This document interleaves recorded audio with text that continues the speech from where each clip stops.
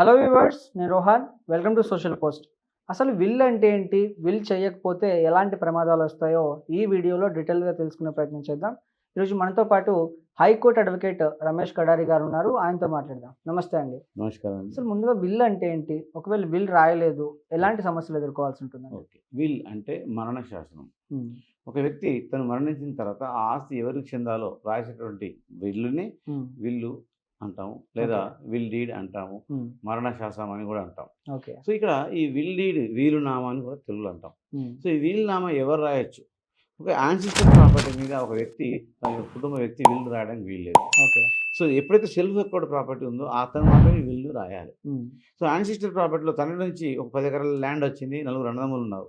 So అందుకని ఇంకొక 10 ఎకరాల ఆస్తి ఇంకొక కొడుకు ఇంకొకరికి రాయడానికి వీల్లేదు.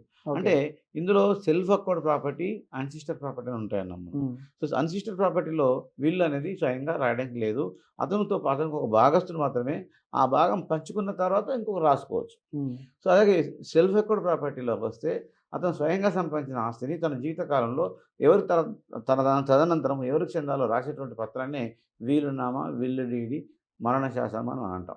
ఒకవేళ విల్లు రాయకుండా మరణిస్తే ఆస్తి ఏ విధంగా పంచబడుతుంది, వీళ్ళు రాసి మరణిస్తే ఏ విధంగా పంచబడుతుంది. వీలునామా రాసినట్లయితే వీలునామా రాసి ఒక ఇద్దరు వీలునామా కంపల్సరీ దానిపైన రాసినప్పుడు కంపల్సరీ రాసిన తర్వాత సంతకం పెట్టాలి.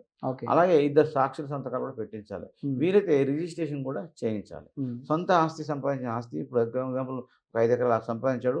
తను 2 కొడుకులు ఉన్నారు, ఒక కూతురు ఉంది, లేదా తన కొడుకులు ఇద్దరు ఇష్టం లేదు, నా కూతురికే ఇస్తాను నేను 5 ఎకరాలు అనుకున్నప్పుడు ఆ వీలునామాలో రాసి సంతకం పెట్టి ఇద్దరు సాక్షుల సంతకం పెట్టినట్లయితే ఆ వీలునామా తన తదనంతరం ఆ ఆస్తి అంతా కూడా కూతురికే చెందుతుంది. లేదా నాకు పిల్లలు ఎవరికి నాకు ఇష్టం లేదు, నేను ఒక అనాథాశ్రమానికి ఇస్తాను అన్నా కూడా ఆ వీలునామా ద్వారా ఆ ఆస్తి చెందుతుంది. కాబట్టి ఆ వీలునామా అనేది పర్ఫెక్ట్ ఉండాలి.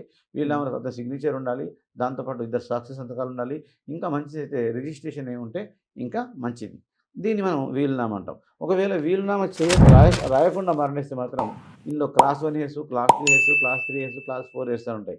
అంటే వ్యక్తి మరణిస్తే ఆ యొక్క ఆస్తి అతని తదనంతరం అతని యొక్క భార్యకు, అతని యొక్క తల్లికి, అతని కొడుకు, కుమార్తెకు సమానంగా పంచబడతాయి.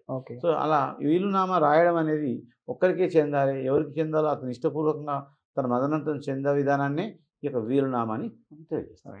థ్యాంక్ యూ అండి. Thank you so much.